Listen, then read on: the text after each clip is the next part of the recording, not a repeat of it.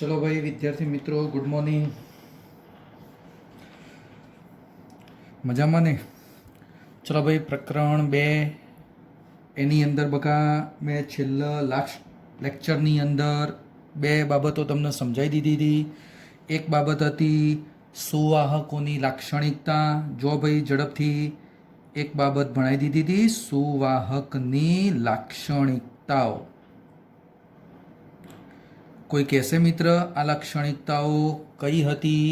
તો ચલો મિત્ર, 5 લાક્ષણિકતાઓ મિત્ર મેં સમજાવી દીધી. બરોબર ધ્યાનથી જો. માની લે એક સુવાહક, અને યાદ કરાની પહેલી લાક્ષણિકતા કે સુવાહકની અંદરના ભાગમાં વિદ્યુત ક્ષેત્ર 0 હોય. અંદરના ભાગમાં વિદ્યુત ભાર પણ 0 હોય. અંદરના ભાગમાં સ્થિતિમાન અચળ હોય. બહારના ભાગમાં વિદ્યુત ક્ષેત્ર ઈ સપાટીને લંબ હોય. કોઈ પણ બિંદુએ આ સપાટીને મિત્ર કેવું બનતું હતું? લંબ. અને બહારના ભાગમાં વિદ્યુત ક્ષેત્ર સિગ્મા અપોન એપ્સાઇલોન 0 છે. આ 5 મિત્ર મેં અગત્યની બાબતો આગળના ટોપિકમાં સમજાવી દીધી. એવી જ રીતે એક બીજો શબ્દ હતો ડાયઇલેક્ટ્રિક પદાર્થ. યાદ કર મિત્ર, એના 2 ભાગ હતા. એક ભાગ ધ્રુવીય અને બીજો અધ્રુવીય. ધ્રુવીય ડાયલેક્ટ્રિક પદાર્થ, અધ્રુવીય ડાયલેક્ટ્રિક પદાર્થ. પણ મેન વસ્તુ ધ્યાનથી સમજજો કે જ્યારે તમે એને વિદ્યુત ક્ષેત્રમાં મૂકતા હતા મિત્ર, એને વિદ્યુત ક્ષેત્રમાં મૂકતા હતા ને, એટલે પેલું ધ્રુવીભવનની ઘટના બનતી હતી. પોલરાઇઝેશન થતું હતું. મારે તને ખાલી આ જ સમજાવવાનું હોય કે polarization P is equal to એકમ કદની અંદર ડાયપોલ મોમેન્ટ બનતી હતી. એકમ કદની અંદર ડાયપોલ મોમેન્ટ. બકા યાદ કર, ડાયપોલ મોમેન્ટ એટલે પી ટોટલ, કુલ ડાયપોલ મોમેન્ટ ભાગ્યા કદ વી. આ એક સૂત્ર પણ ભણાવી દીધું હતું. અને એક બીજી વસ્તુ હતી કે ભાઈ આ પોલરાઇઝેશન ચલે છે વિદ્યુત ક્ષેત્ર, ચલે છે. દૂર કરી દીધું હતું તો મેં અચળાંક મૂકી દીધો તો કાય ઈ. યાદ છે ને ભાઈ, ગઈકાલે જે ટોપિક ભણાયો હતો અચળાંક કાય ઈ અને આ વિદ્યુત ક્ષેત્રનું. અને કાઈને આપણે શું નામ આપી દીધું? Electric susceptibility. સસેપ્ટિબિલિટી ગઈકાલે મિત્ર મેં આટલા સુધી તમને ભણાવી દીધું હતું. હા, હવે થોડું સમજવાનું. આજે મિત્ર હું ચેપ્ટરનો સૌથી અગત્યનો મુદ્દો ધ્યાનથી સમજવા જેવો એ હવે મિત્ર આપણે સમજવાનું. ચલો, કેપેસિટર અને કેપેસિટન્સ. ધ્યાનથી ભાઈ બધા વિદ્યાર્થીઓ અહીંયા જુઓ. ચેપ્ટરનો અગત્યનો એક ટોપિક છે કેપેસિટર અને કેપેસિટન્સ. ઓકે સાહેબ, કેપેસિટર ને કેપેસિટન્સ 2 શબ્દ તો હા, આ મિત્ર તંત્ર છે. આ તંત્ર કહેવાય કેપેસિટર. અને કેપેસિટન્સ એ તંત્ર જોડે સંકળાયેલી ભૌતિક રાશિ છે. કેપેસિટર તંત્ર છે અને એ તંત્ર સાથે સંકળાયેલી ભૌતિક રાશિ એને કેપેસિટન્સ કહેવાય. હવે કેપેસિટર એટલે શું? આ તંત્ર સાહેબ શું કામ આવે? કોઈ વિદ્યાર્થીએ લગભગ હજી આ શબ્દ સાંભળ્યો નહીં હોય, પણ મિત્ર ક્યાંક તમે આ કેપેસિટર તંત્ર જોયું તો હશે જ. મિત્ર કેપેસિટર તંત્ર તમે કઈ જગ્યાએ જોયું છે? લગભગ મોટાભાગના વિદ્યાર્થીઓ તમારા ઘરની અંદર રહેલો પંખો, સીલિંગ ફેન, પંખો, એ પંખો મિત્ર તમે ધ્યાનથી જોશો ને તો આ રીતના એના 3 પાંખિયાઓ હશે. આ 3 મિત્ર પાંખિયાઓ હશે. પણ ઉપરના ભાગમાં મિત્ર એ પંખાને ચાલુ કરવા માટે એક નળાકાર જેવી રચના હશે. ઉપરના ભાગે એ 3 પાંખિયા મિત્ર જે હતા, એ 3 પાંખિયાના ઉપરના ભાગે મિત્ર જે મોટર, એ મોટરને ચાલુ કરવા માટે એક નળાકાર જેવી રચના હશે. આવી એક મિત્ર જો બરોબર આકૃતિ ધ્યાનથી જો, આવી એક નળાકાર જેવી રચના હોય છે. આ નળાકાર જેવી રચના મિત્ર અને દેશી ભાષામાં ટેટો પણ કહેવાય છે. દેશી ભાષામાં મિત્ર એને ટેટો પણ કહેવામાં આવે છે. પણ આ જે નળાકાર જેવી રચના મિત્ર બનીને એના બે છેડા હોય છે અને એને કહેવામાં આવે કેપેસિટર. આને કહેવામાં આવે કેપેસિટર. પંખાને ખાસ ધ્યાનમાં રહો. કોઈને મિત્ર રચના ના જોઈ હોય તો ઘરે જઈ અને પંખાની અંદર ધ્યાનથી જોશો ને, પંખાનો મિત્ર ઉપરના ભાગમાં તમે ધ્યાનથી જોશો ને તો આવી એક નળાકાર જેવી રચના હોય છે અને એને આપણે કહેવાનું છે કેપેસિટર કહેવાય છે. હા, અને જરૂર કેમ પડી મિત્ર ખાસ સમજ્યો ભાઈ, આ કેપેસિટરની જરૂર કેમ પડી મિત્ર? કેપેસિટર છે ને એ ઉર્જાનો સંગ્રહ કરે. ઉર્જાનો સંગ્રહ કરે. ધ્યાનથી જોજો મિત્ર. કેપેસિટર મિત્ર શું કરે કે ઉર્જાનો સંગ્રહ કરે. કોકના મગજમાં પ્રશ્ન એમ હોય કે સાહેબ બેટરી, આપણી મોબાઈલની બેટરી, એ બેટરીએ પણ ઉર્જાનો સંગ્રહ જ કરે છે. બેટરી પણ મિત્ર શું કરે? ઉર્જાનો સંગ્રહ કરે. તો સાહેબ અહીંયા પંખાની અંદર હું બેટરી જોડી દઉં ના ચાલે? ના. કારણ હવે સમજો. આ બેટરી જે ઉર્જાનો સંગ્રહ કરે ને એ ઉર્જા એક ધારી આપે. સતત મિત્ર એક ધારી સતત આપે જાય. જે પણ ઉપકરણ માની પંખો તો એને એક ધારી આપે. આપણો મોબાઈલ સતત એક ધારો ચાલતો રહે તો એ ઉર્જા કોણ આપે છે? આ બેટરી એક ધારી.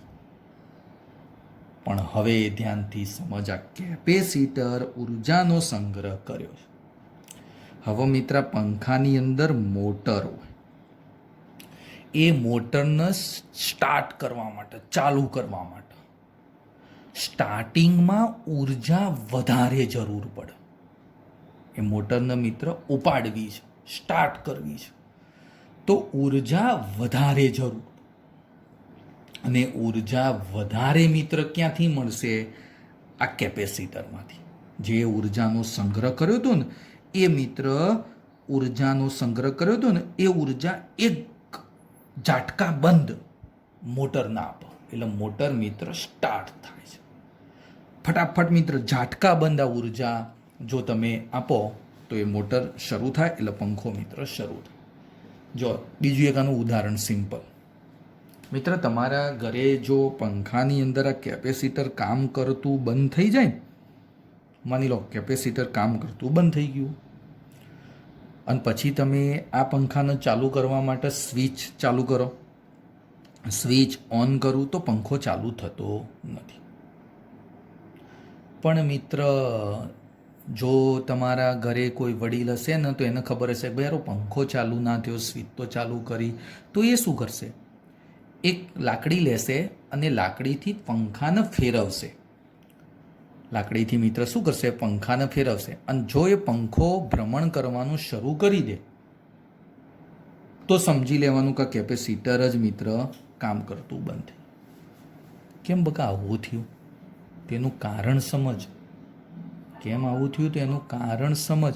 કારણ કે પેલું સ્ટાર્ટિંગમાં એક ધારી ઉર્જા, આ પંખાની અંદર રહેલી મોટર એને એક ધારી ઉર્જા મળતી નથી. કેમ? કેપેસિટર કામ કરવાનું બંધ કરી દીધેલું. એટલે તમે પેલી લાકડી વડેથી ઉર્જા આપશો પછી પંખો ઓટોમેટિક સ્ટાર્ટ થઈ જાય છે. એટલે કે ધ્યાનથી સમજજો બગા, આ કેપેસિટર શું કરે છે? ઉર્જાનો સંગ્રહ. અને પછી જે જગ્યાએ ઉર્જા ઝાટકા બંધ જરૂર પડે એ જગ્યાએ મિત્ર ઉર્જા વપરાતી હોય છે. જો એવી જ એક બીજી બાબત છે. માની લો મિત્ર એક મોટી પાણીની ટાંકી, એક મોટી પાણીની ટાંકી તમારા ઘરે મિત્ર આ યુઝ તમે કરતા જો. સવારે તમારા ઘરે પાણી આવતું હોય છે, કોઈ 24 કલાક પાણી આવતું નથી.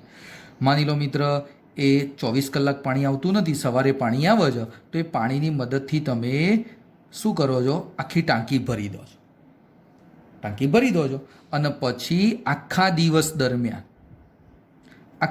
દરમિયાન મિત્ર એ પાણી તમે જે ભરેલું છે સંગ્રહ કર્યો છે. એ પાણીનો તમે શું કર્યો? સંગ્રહ કર્યો છે. અને પછી આખા દિવસ દરમિયાન તમે એ પાણી વાપરો છો. તો અહીંયા પણ મિત્ર શું થયું? પેલો પાણીનો સંગ્રહ કરવાની વાત થઈ. એવી જ રીતે અહીંયા ઉર્જાનો સંગ્રહ કરવાની વાત થઈ. આ ઉર્જાનો સંગ્રહ કરવાની જે મિત્ર બાબત બની એને આપણે કહેવાનું કેપેસિટર કહેવાય.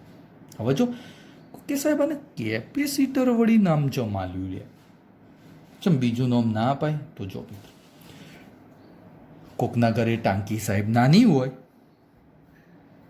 તો પાણીનો સંગ્રહ વધારે થાય કે ઓછો થાય? બગા ઓછો થશે. તો એની કેપેસિટી વધી કે ઘટી? હા, પાણીનો સંગ્રહ કરવાની કેપેસિટી ઘટી ગઈ. સંગ્રહ કરવાની કેપેસિટી.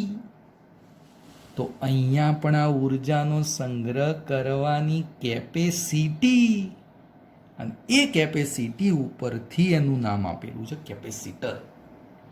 એના ઉપરથી મિત્ર નામ આપી દીધેલું છે કેપેસિટર. આ એક બાબત મિત્ર સમજવા જેવી હતી. હા, હવે થોડું ચલો મિત્ર ધ્યાનથી સમજીએ. બોલો મિત્ર, ખ્યાલ આવી ગયો? કેપેસિટર શું છે? એક તંત્ર છે. એ તંત્ર શું કરે છે? ઉર્જાનો સંગ્રહ કરે છે.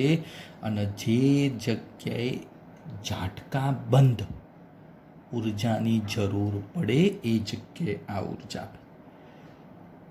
લગભગ બધી મોટર, ઓકે સાહેબ, મોટર, જો પંખામાં મોટર હોય, તમારા ઘરે પાણીને ઉપર ચડાવવાની, નીચેથી ઉપર ચડાવવા માટે પણ મિત્ર ટાંકીની અંદર મોટર હોય.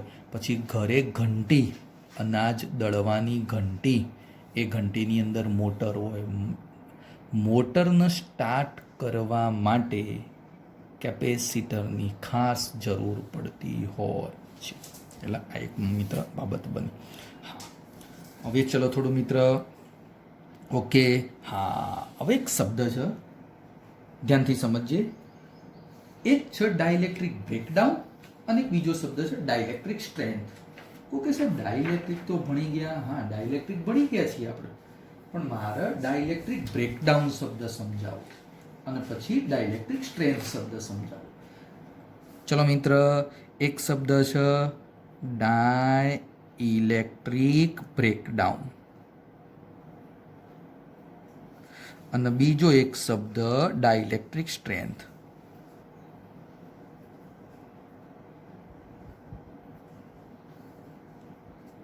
ચલો મિત્ર ધ્યાનથી સમજીએ. Dielectric breakdown. માની લો મિત્ર, ડાઇલેક્ટ્રિક એટલે આપણને ખબર છે અવાહક જ કહેવાય. ડાઇલેક્ટ્રિક એટલે શું મિત્ર? અવાહક. હવે ધ્યાનથી સમજ. માની લો મિત્ર, ડાઇલેક્ટ્રિક બ્રેકડાઉન એ સમજતા પહેલાં હું થોડું ડાઇલેક્ટ્રિકની ચર્ચા કરી દઉં. ડાઇલેક્ટ્રિક એટલે મિત્ર અવાહક. માની લો આ એક અવાહક પદાર્થ છે. આ એક અવાહક પદાર્થ છે. અવાહક મિત્ર પદાર્થ. હવે આ અવાહક પદાર્થની આજુબાજુમાં મિત્ર હું વિદ્યુત ક્ષેત્ર લાગુ પાડું છું. જોજો ભાઈ, આજુબાજુમાં મેં વિદ્યુત ક્ષેત્ર લાગુ પાડ્યું. વિદ્યુત ક્ષેત્રનું મૂલ્ય મિત્ર માની લો ઈ વધે છે. ધીમે ધીમે મિત્ર વિદ્યુત ક્ષેત્ર વધતું જાય છે. શબ્દ સમજે. ધીમે ધીમે વિદ્યુત ક્ષેત્ર મિત્ર વધતું જાય છે. માની લો 5 હતું, 10 થયું, 15 થયું, અને માની લો મિત્ર વધતું વધતું આ 50 થયું. હવે સમજો ધ્યાનથી. આ 50 વિદ્યુત ક્ષેત્ર મિત્ર થયું, એના કરતાં થોડું વિદ્યુત ક્ષેત્ર વધારું તો તમારો આ અવાહક પદાર્થ વાહક બની ગયો. આ અવાહક પદાર્થ હતો મિત્ર, એ કેવો બની જશે? વાહક પદાર્થ બની જશે. સમજાવું છું. વાહક પદાર્થ કઈ રીતે બને છે, પણ પહેલાં અવાહક પદાર્થ મિત્ર કેવો બની ગયો? વાહક બની ગયો. કેટલા વિદ્યુત ક્ષેત્ર સુધી એ અવાહક હતો? તો 50. 50થી મિત્ર થોડું જો 51 કરું ને, વધારું ને, તો અવાહકમાંથી આ વાહક બની જાય. તો 50 સુધી એ કેવો જળવાઈ રહ્યો? અવાહક જળવાઈ રહે. બંને વ્યાખ્યાઓ મિત્ર આવી જાય. ઓકે છે સાહેબ? કઈ રીતે બંને વ્યાખ્યાઓ? તો સાંભળ. અવાહકમાંથી આ વાહક બનવાની ઘટના ડાઇલેક્ટ્રિક બ્રેકડાઉન કહેવાય. ડાઇલેક્ટ્રિક હવે રહ્યો, અવાહક બકા રહ્યો ના, વાહક બની ગયો. તો આ ઘટના બનીને એને કહેવાય ડાઇલેક્ટ્રિક બ્રેકડાઉન. જે વિદ્યુત ક્ષેત્ર એટલે કયું મિત્ર? 50. જે વિદ્યુત ક્ષેત્ર સુધી આપણો ડાઇલેક્ટ્રિક એટલે અવાહક પદાર્થ જળવાઈ રહ્યો, એ મિત્ર વિદ્યુત ક્ષેત્રને શું કહેવામાં આવે? ડાઇલેક્ટ્રિક સ્ટ્રેન્થ કહેવામાં આવે. તો ચલ મિત્ર, હું બંને વ્યાખ્યાઓ લખું છું, ધ્યાનથી સમજજે. ચલો ભાઈ, પહેલી વ્યાખ્યા શું કીધી? Dielectric breakdown. તો મિત્ર, ડાઇલેક્ટ્રિક બ્રેકડાઉન એટલે અવાહકમાંથી વાહક બનવાની ઘટના. જ્યારે મિત્ર તમે પદાર્થને વિદ્યુત ક્ષેત્રની અંદર મૂકો છો ત્યારે અવાહકમાંથી વાહક બનવાની ઘટનાને શું કહેવાશે? ડાઇલેક્ટ્રિક બ્રેકડાઉન કહેવામાં આવશે. એનું મિત્ર ડાઇલેક્ટ્રિક બ્રેકડાઉન કહેવામાં આવતું હોય. ચલો મિત્ર, બીજો એક શબ્દ હતો ડાઇલેક્ટ્રિક સ્ટ્રેન્થ. ચલો બકા, ડાઇલેક્ટ્રિક સ્ટ્રેન્થ એટલે જે મહત્તમ વિદ્યુત ક્ષેત્ર, જો મિત્ર આટલા વિદ્યુત ક્ષેત્ર સુધી અવાહકતા જળવાઈ રહી, જો એના કરતાં વધારી દઉં તો અહીંયા શું બની જાય? વાહક. તો આટલું મહત્તમ વિદ્યુત ક્ષેત્ર, ઓનાથી તો વધારે લેશો તો વાહક બની જાય છે. તો આ મહત્તમ વિદ્યુત ક્ષેત્ર, જોજો મિત્ર, જે મહત્તમ વિદ્યુત ક્ષેત્ર સુધી, જે મહત્તમ વિદ્યુત ક્ષેત્ર સુધી અવાહક પદાર્થ પોતાનો ગુણધર્મ જાળવી રાખે. વિદ્યુત ક્ષેત્ર સુધી અવાહક પદાર્થ પોતાનો ગુણધર્મ જાળવી રાખે. પોતાનો ગુણધર્મ જાળવી રાખે તેને ડાઇલેક્ટ્રિક સ્ટ્રેન્થ કહે છે. એટલે તે મહત્તમ વિદ્યુત ક્ષેત્રને, તે મહત્તમ વિદ્યુત ક્ષેત્રને ડાઇલેક્ટ્રિક સ્ટ્રેન્થ કહે છે. શબ્દ યાદ રાખજો. જે મહત્તમ વિદ્યુત ક્ષેત્ર સુધી પદાર્થ અવાહકતાનો ગુણધર્મ જાળવી રાખે તેને મિત્ર ડાઇલેક્ટ્રિક સ્ટ્રેન્થ કહેવામાં આવતી હોય છે. ખાસ આ યાદ રાખજો. હવા, હવામાં કેવું માધ્યમ? અવાહ. તો હવા માટે ડાઇલેક્ટ્રિક સ્ટ્રેન્થનું મૂલ્ય કેટલું? યાદ રાખો, E મેક્સિમમ 3 ગુણ્યા મિત્ર 10⁶ વોલ્ટ પર મીટર. હવા માટે ડાઇલેક્ટ્રિક સ્ટ્રેન્થનું મૂલ્ય કેટલું બનતું હોય છે? 3 ગુણ્યા 10⁶ વોલ્ટ પર મીટર બનતું હોય છે. હવે હવા માટે સાહેબ આ ડાઇલેક્ટ્રિક સ્ટ્રેન્થ આટલું મહત્તમ મૂલ્ય શું કહેવા માંગે છે? જો મિત્ર, એ તને હવે સમજો. માની લે કે ભાઈ આ એક ગોળો છે, ધ્યાનથી સમજજે. આ એક ગોળો છે અને એની આજુબાજુ મિત્ર હવા છે. એની આજુબાજુ મિત્ર શું કીધું છે? હવા છે. હવે ધ્યાનથી સમજજે મિત્ર, આ હવા જે ખરી ને એ 3 × 10⁶ વોલ્ટ પર મીટરે કેવી બની જાય છે? વાહક બની જાય છે. આટલા મિત્ર વિદ્યુત ક્ષેત્ર કરતા થોડું સ્લાઇડ વધે ને એટલે એ હવા મિત્ર કેવી બની જાય? વાહક બની જાય. અને વાહક એટલે શું કરે? તો પેલા વિદ્યુત ભારનું વહન કરે. તો આ હવામાંથી આટલા વિદ્યુત ક્ષેત્ર કરતા સ્લાઇડ થોડું જેવું વિદ્યુત ક્ષેત્ર વધે ને એટલે આ મિત્ર વાહક બની જતી હોય છે ને વિદ્યુત ભારનું શું કરી દેશે? વહન કરી દેશે. જો હવે આજુબાજુ મિત્ર હવા છે. હવે સમજ, આ ગોળા ઉપર મિત્ર હું વિદ્યુત ભાર મૂકું છું ધન. ધ્યાનથી જોજે મિત્ર. ચલો વિદ્યુત ભાર વધે છે ભાઈ, હા. વિદ્યુત ભાર વધે છે, હા. એટલે વિદ્યુત ભાર ક્યુ વધે ને તો મિત્ર પેલું આજુબાજુ વિદ્યુત ક્ષેત્ર પણ શું થશે? વધશે. કારણ કે વિદ્યુત ક્ષેત્રનું સૂત્ર E = KQ/R². આજુબાજુના ભાગની અંદર વિદ્યુત ક્ષેત્ર વધશે. આજુબાજુ તો જો આ રીતે મિત્ર વિદ્યુત ક્ષેત્ર આ રીતે હોય, બકા ખબર છે ને? આવું તો આપણે તમને આગળ ભણાવી દીધું છે યાર. હવે આજુબાજુ તો મિત્ર શું હતી? હવા હતી. માની લો વિદ્યુત ક્ષેત્ર વધતું વધતું વધતું આટલું બની ગયું. આ વિદ્યુત ક્ષેત્ર કેટલું બની ગયું? 3 × 10⁶ વોલ્ટ પર મીટર જેટલું વિદ્યુત ક્ષેત્ર બની ગયું. હવે ચલો આટલું વિદ્યુત ક્ષેત્ર મિત્ર બની જશે ને તો હવે થશે શું? સમજજે. હવે મિત્ર માની લે હું અહીંયા એક વિદ્યુત ભાર એડ કરું. એક વિદ્યુત ભાર એડ કરું. અહીંયા શું હતી? હવા. આ હવા હવે વિદ્યુત ભારનું વહન કરવાનું શરૂ કરી દીધું.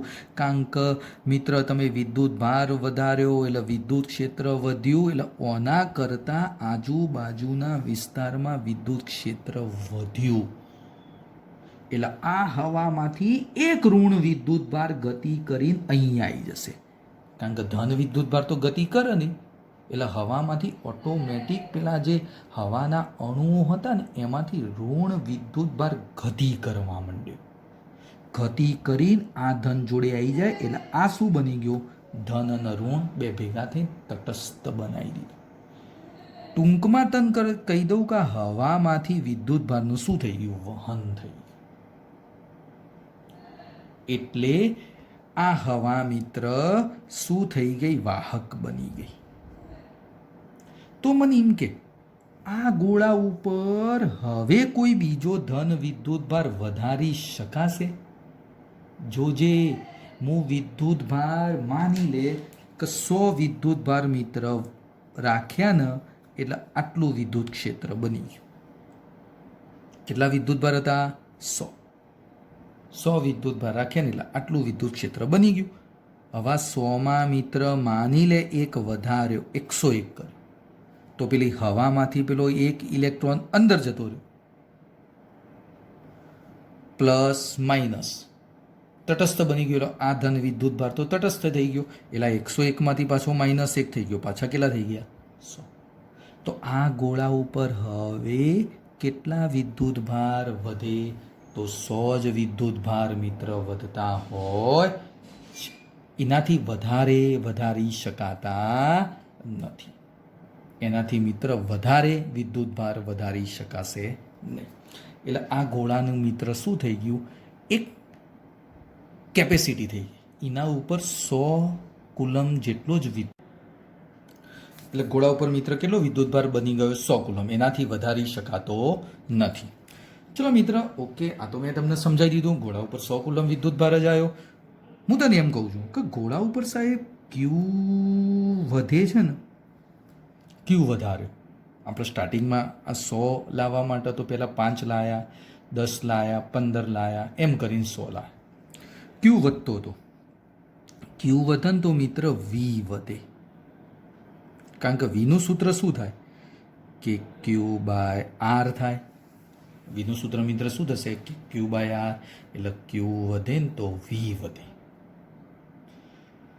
તો મિત્ર ક્યુ વધારતો જતો હતો તો વી વધે જતો હતો. તો અગત્યની એક બાબત ધ્યાનથી સમજજે, આ વી કોના ઉપર આધાર રાખે છે?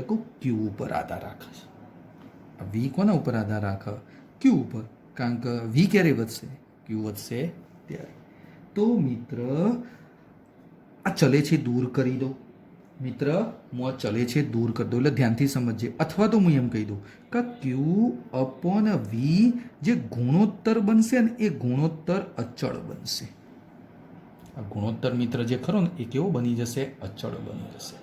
અચળ જે બન્યો ને એને કહેવામાં આવે કે આપણા આ ગોળાનું કેપેસિટન્સ કહેવામાં.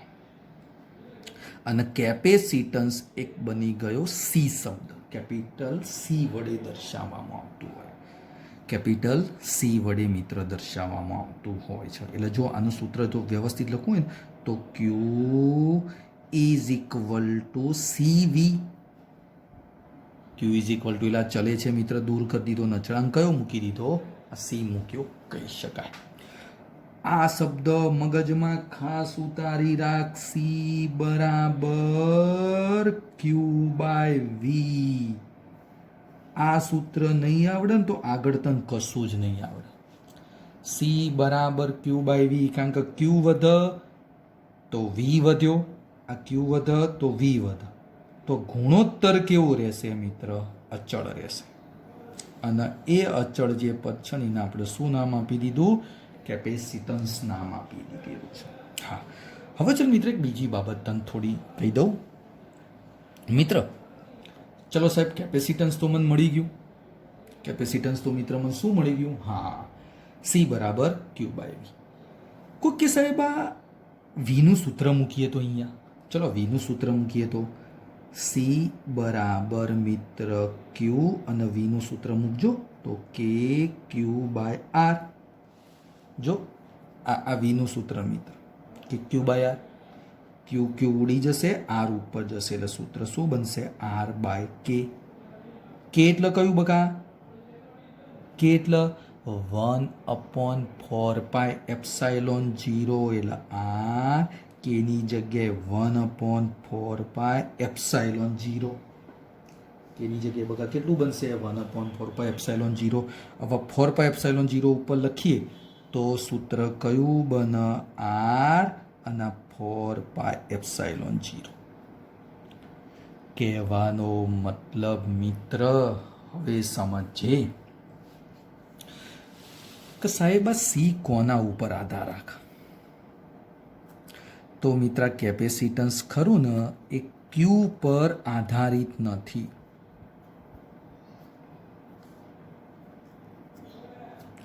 આ મિત્ર કેપેસિટન્સ ખરું ને ક્યુ ઉપર આધાર ના રાખે. કેમ બકા?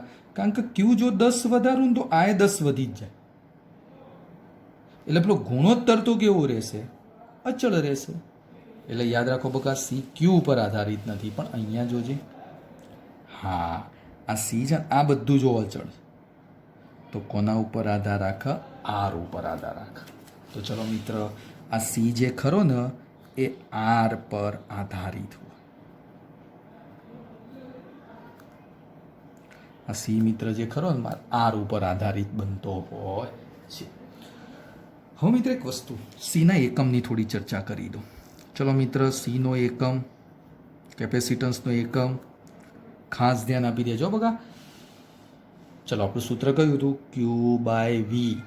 ક્યુ એટલે વિદ્યુત ભાર, વિદ્યુત ભાર એટલે કુલમ, અને વી એટલે મિત્ર વિદ્યુત સ્થિતિમાન, વોલ્ટેજ. કુલમ પર વોલ્ટેજ. પણ ખાસ આ કુલમ પર વોલ્ટેજના આપણે હવે બોલવાનો ફેરેડે, કેપિટલ એફ કહેવાનો. એને કહેવામાં આવશે મિત્ર ફેરેડે, કેપિટલ એફ કહી શકાતો હોય છે. ચલો મિત્ર, પારિમાણિક સૂત્ર એનું. ચલો મિત્ર, કુલમ અને વિદ્યુત સ્થિતિમાન આ કુલમ છે અને વિદ્યુત સ્થિતિ એટલે વોલ્ટેજ છે. ચલો મિત્રો ધ્યાનથી જોજો. કુલમ એટલે પહેલાં હું સી જ લખી દઉં. હેડો ને આપણે સી બરાબર પહેલાં લખાવો ને Q/V. હવે વિદ્યુત સ્થિતિમાન એટલે કોઈને ખબર ખરું? યાદ છે વિદ્યુત સ્થિતિમાનનું સૂત્ર? વિદ્યુત સ્થિતિમાન એટલે યાદ કર, એકમ વિદ્યુત ભારને પેલું લાવવા માટેની ઉર્જા એટલે યુ અથવા કાર્ય બોલશો તો એ. ચલો લખાવો તો સી બરાબર આ ક્યુ, આ નીચે યુ આવ્યો ઉર્જા અને પેલો પાછો ક્યુ કયો આવ્યો ઉપર. તો ચલો પારિમાણિક સૂત્ર શું બનશે? સીનું પારિમાણિક સૂત્ર ક્યુ એટલે A1T1 અને આ એ ક્યુ A1T1 એટલે ટોટલ શું થઈ જશે? A2T2. ઉર્જા એટલે M1L2T-2. ચલો સાદું રૂપ આલો ભાઈ. તો કોઈ કહેશે આ બે પદો ઉપર લઈ જાઓ એટલે M-1L-2T4. આ ટીની મિત્ર કેટલી બની જશે? જો આ -2 ના ઉપર 2 હતા એટલે બીજા ટોટલ 4 બની જશે. અને બીજું કયું વધશે મિત્ર?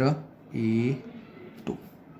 આ સીનું પારિમાણિક સૂત્ર પણ મેં ધ્યાનમાં લઈ લીધું. હા મિત્ર, બીજી એક વસ્તુ